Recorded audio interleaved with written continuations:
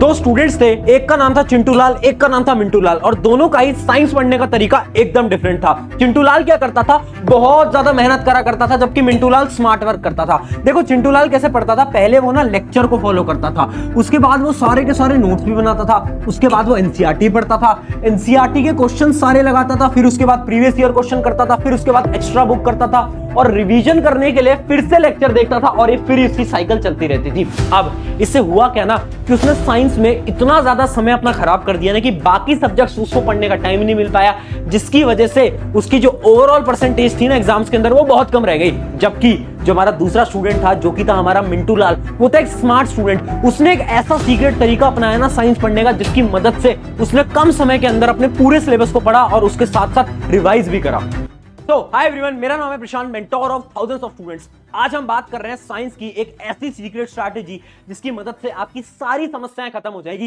ये जो प्रॉब्लम तुम्हें आ रही है ना कि सिलेबस इतना सारा है, टाइम इतना कम बचा है ना, अभी तक इतनी सारी बैकलॉग्स बन चुकी हैं, पढ़ना कैसे है, क्या कुछ इंपॉर्टेंट टॉपिक्स हैं, क्या कुछ ऐसे सीक्रेट नोट्स हैं जो कि टॉपर फॉलो करते हैं, तो ये सारी चीजें तुम्हें बताने वाला हूं और बहुत सारे रिसोर्सेज तुम्हें आज फ्री में भी देने वाला हूं। तो देखो, सबसे पहले तुम्हारी प्रॉब्लम्स देख लेते हैं। सबसे बड़ी प्रॉब्लम है केमिस्ट्री की रिएक्शंस। स्पेशली क्लास 10th के सारे स्टूडेंट्स परेशान है कि भैया केमिस्ट्री की रिएक्शंस याद कैसे करें। उसके साथ साथ बायो का रिवीजन, उसके साथ साथ फिजिक्स के न्यूमेरिकल थ्योरी पढ़ लेते हैं, न्यूमेरिकल सॉल्व करने जाते हैं, हो ही नहीं पाते हैं, कितनी कोशिश कर ले होते ही नहीं है। उसके अलावा बहुत सारा सिलेबस और टॉपर का रिवीजन। हमारी क्लास के अंदर टॉपर भैया रिवीजन कर रहे हैं, हम यहां पर बैठे हैं, हम तो सोच रहे हैं सिलेबस तो खत्म हो तब तो रिवीजन करें। तो आखिर किस स्ट्रैटेजी को फॉलो करें, टेंशन की बात नहीं है, एक एक करके सारे डाउट्स को क्लियर करते हैं। वीडियो बहुत इंपॉर्टेंट है, एक पेन और नोटबुक लेकर बैठ जाना। क्यों बैठ जाना? क्योंकि ये जितने भी मैं तुम्हें पॉइंट्स बताऊंगा ना, पिछले अपने 4 से 5 साल का एक्सपीरियंस आज तुम्हारे सामने लेकर आया हूं। और उसके साथ साथ वो जो तुम्हारे टॉपर थे ना, जो 98, 99, 100 में से 100 लेके आए साइंस के अंदर, उन सभी टॉपर की टेक्निक से हैं। देखो, सबसे पहले हर एक टॉपर ने बोला कि यार 80-20 रूल फॉलो कर लो। 80-20 रूल क्या है कि कुछ इंपॉर्टेंट टॉपिक्स होते हैं हर चैप्टर के, उनको तुम्हें पढ़ के जाना है। देखो, अगर तुम वो स्टूडेंट हो जिसने पढ़ाई करी है या फिर जिसने बिल्कुल पढ़ाई नहीं करी है, तुम्हें क्या करना है ना, तुम जब भी किसी चैप्टर को पढ़ रहे हो ना, तो तुम्हें यह पता होना चाहिए कि इस चैप्टर में से सबसे इंपॉर्टेंट टॉपिक कौन सा है। उससे क्या होगा, जब तुम्हें यह पता चल जाएगा ना, मान लो एक चैप्टर है XYZ, उसका एक टॉपिक, इसमें से बहुत बार क्वेश्चन पूछा जाता है, तो तुम उस टॉपिक को बार बार रिवाइज करोगे, बार बार पढ़ाई करोगे, और 80% चांसेस है कि क्वेश्चन वहीं से आएगा।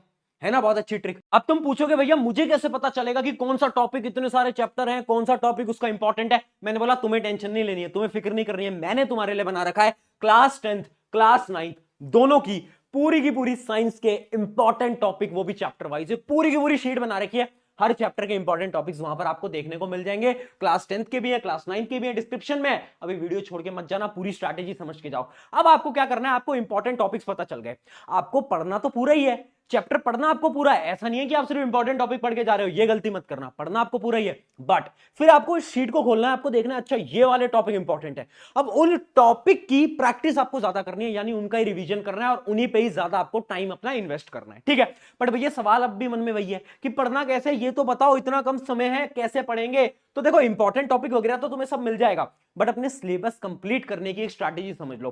कुछ स्टेप्स होते हैं। पहला स्टेप होता है आपको केवल और केवल वन शॉट वीडियोस देखनी है, ठीक है। अगर आप ये सोच रहे हो ना कि अब बड़े लेक्चर देखोगे जिसके अंदर एक चैप्टर 6 से 7 घंटे के अंदर कराया जाता है, अगर आप ये मूर्खता करोगे इस समय पर, सिलेबस कभी खत्म नहीं हो पाएगा, ट्रस्ट मी, नहीं कर पाओगे। शॉर्ट जो होती हैं आपकी, वन शॉट वीडियोस देखनी है आपको। उसके साथ साथ अगर आपको नोट्स बनाने हैं आप बना सकते हो, बट मैं फिर भी सजेस्ट करूंगा, अगर समय कम है, अगर आपके एग्जाम पास आ गए हैं, नोट्स अवॉइड बिल्कुल कर सकते हो। आप क्या कर सकते हो, अपने दोस्तों से टॉपर के नोट्स मंगवा लो यार, उनसे बोलो कि यार एक ना ऐसे नोट्स दे दे जो कि हमारे क्लास के टॉपर लिखता है। बट अगर तुम्हारा कोई दोस्त नहीं है या फिर तुम्हें कोई टॉपर के नोट्स नहीं मिलते, तो तुम्हारे लिए हमने इंडिया के बेस्ट नोट्स भी बना दिए हैं टॉपर के, क्लास 10th क्लास 9 पूरी साइंस के लिए, वो भी डिस्क्रिप्शन में, तो उन नोट्स को आप यूज कर सकते हो। उसके साथ साथ आपको क्या करना है, एनसीईआरटी एक्सरसाइज करनी है। देखो, समय कम है ना, तो एनसीईआरटी लाइन बाय लाइन पढ़ने का कोई सेंस नहीं बनता। एनसीईआरटी लाइन बाय लाइन तब पढ़ते हैं जब आप साल की शुरुआत से पढ़ते आ रहे होते हो। अब एनसीईआरटी पढ़ने बैठोगे, समय खराब होगा। केवल एक काम करो, एनसीईआरटी के एक्सरसाइज के जो क्वेश्चंस है वो सॉल्व कर लो। क्यों? क्योंकि रियलिटी है 50 से 60% पेपर एनसीईआरटी एक्सरसाइज के सेम क्वेश्चन उठ के आ रहे होते हैं आपके एग्जाम्स के अंदर। अगला देखते हैं previous year question. Previous year question बहुत इंपॉर्टेंट है, प्लीज प्रीवियस ईयर क्वेश्चन की कोई भी एक किताब ले लेना। अगर नहीं ली है, आपको पता है हमारी बुक है वन शॉट, मैंने लिखी है, साइंस की एक किताब है वन शॉट नाम से, है ना, तो उसकी मैं लिंक दे दूंगा डिस्क्रिप्शन के अंदर। वो वन शॉट बुक जाना, ले लेना ऑनलाइन में, एकदम बहुत अफोर्डेबल आप सभी के लिए बना रखी है। और एक ऐसी किताब है जिसके अंदर आपको previous year question, competency based question सब कुछ मिल जाता है एकदम डिटेल के अंदर। तो प्लीज उस किताब को ले लेना अगर अभी तक नहीं लिया है तो, क्योंकि प्रीवियस ईयर क्वेश्चन बहुत इंपॉर्टेंट होता है। अब भैया ये तो समझ आ गया है ना, आपके नोट्स भी बड़े सुंदर सुंदर ये नोट्स बनाए क्लास 9 क्लास 10 के लिए, वो भी सब बढ़िया है भैया। बट अब एक बात बताओ, अब कुछ ऐसी स्ट्रैटेजी बता दो जिससे कि हमें जो केमिस्ट्री फिजिक्स बायो के अंदर जो प्रॉब्लम आ रही है ना, ये प्रॉब्लम खत्म हो जाए। मैंने कहा कोई टेंशन नहीं है, अब तू देख। सबसे पहली स्ट्रैटेजी है केमिस्ट्री की। देखना केमिस्ट्री में बहुत दिक्कत आती है ना भैया, कि भैया रिएक्शन याद नहीं होती, बहुत सारी प्रॉब्लम है, समझना। पहली चीज है अपने बेसिक्स को बेटा स्ट्रांग रखो। बेसिक कैसे स्ट्रांग होंगे? अगर तुम क्लास 10 के अंदर हो, जो पहला चैप्टर है ना आपका, पहला चैप्टर केमिकल रिएक्शन इक्वेशन, उसको ध्यान से पढ़ लो। अगर तुम्हारा बेस अभी भी गड़बड़ है ना, तो नहीं हो पाएगा। सिमिलरली 9th में जो शुरुआत के चैप्टर होते हैं ना, मैटर इन अर्थ, वो ढंग से पढ़ो, क्योंकि जब तुम्हें बेस तुम्हारा क्लियर होगा ना, बाकी चैप्टर्स तुम्हें आसान लगने लगेंगे। तो जो शुरू के चैप्टर होते हैं उन पे आपको बहुत काम करना पड़ता है। अगला आ जाता है आपका याद नहीं रहता, तो क्या करें भैया?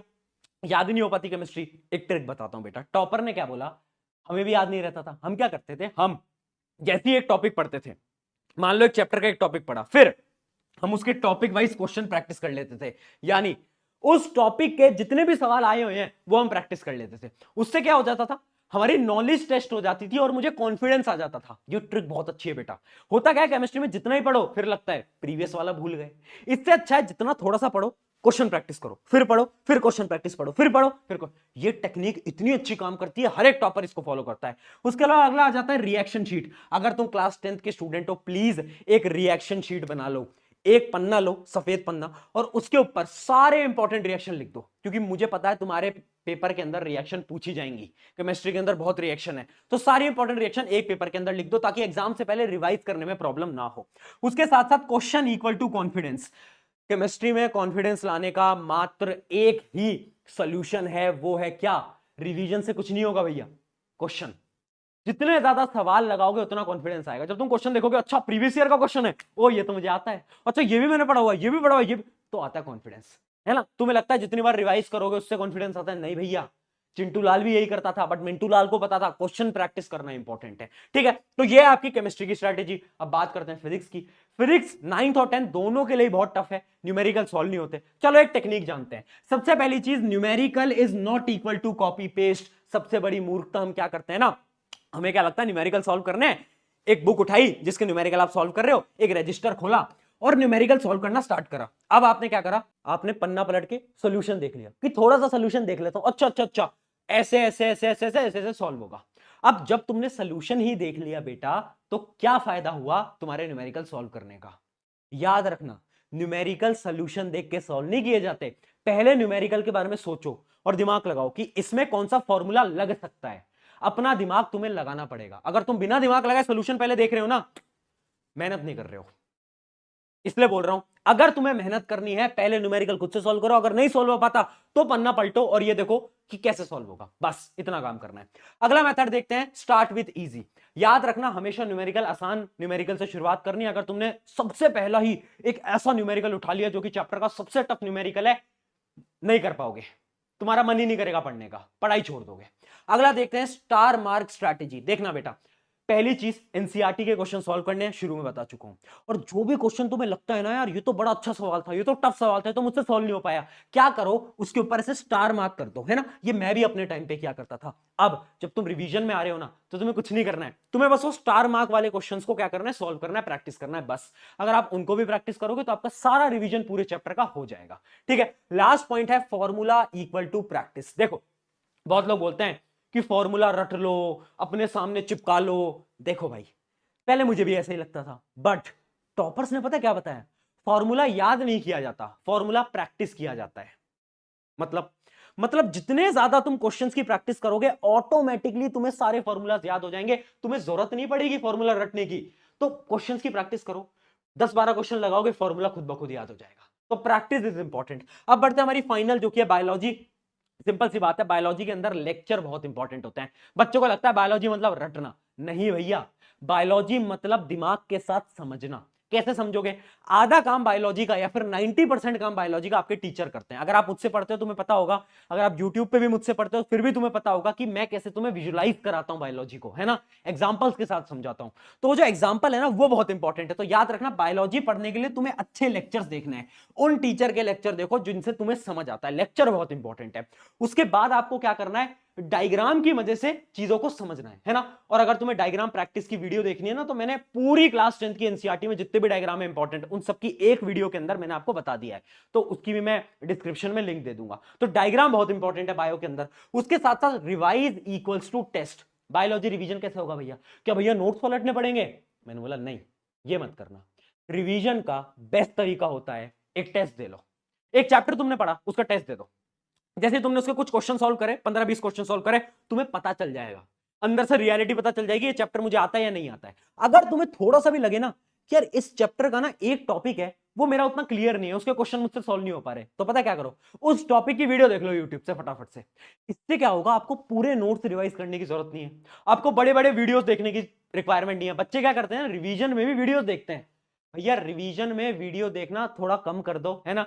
रिवीजन तब करो जब वो चैप्टर आपसे सॉल्व नहीं हो पाए। तो सबसे पहले एक टेस्ट दो, अगर क्वेश्चन तुमसे नहीं हो पाए तो फिर आ जाना यूट्यूब पे, आप वीडियोस आराम से देख सकते हो, वन शॉट वीडियो, या फिर क्लास 10th के लिए तो मैंने रैपिड रिवीजन भी बना रखे हैं, वो भी आप देख सकते हो। ठीक है, तो ये हो गया आपकी फिजिक्स केमिस्ट्री बायो की बात। लास्ट की 3 टिप दे रहा हूं। पहली टिप है writing practice is important. Please answers को लिखना स्टार्ट करो। हम दिमाग में सोच लेते हैं कि ये न्यूमेरिकल मुझसे सॉल्व हो जाएगा, बट जब सॉल्व करने जाते हैं तो कैलकुलेशन मिस्टेक कर देते हैं।